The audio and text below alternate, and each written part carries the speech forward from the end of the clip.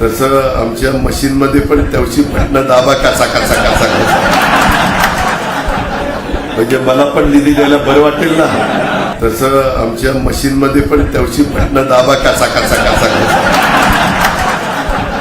म्हणजे मला पण निधी द्यायला बरं वाटेल ना.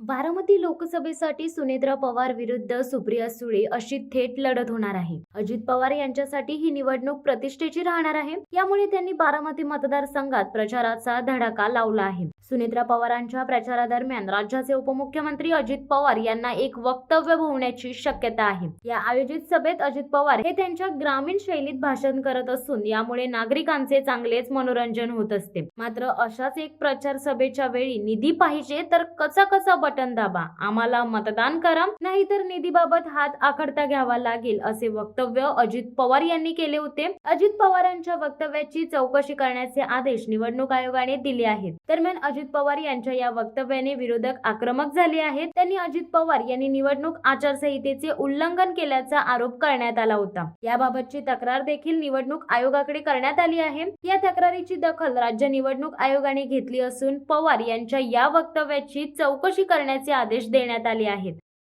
ते निधी काय लागेल तो निधी त्या ठिकाणी द्यायला आम्ही सहकार्य करू, पण जसं आम्ही पाहिजे तेवढा निधी तसं आमच्या मशीनमध्ये पण त्याची बटणं दाबा कसा कसा कसा कसा,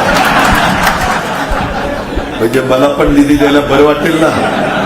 नाही तर माझा हात आखडता येईल तेवढं.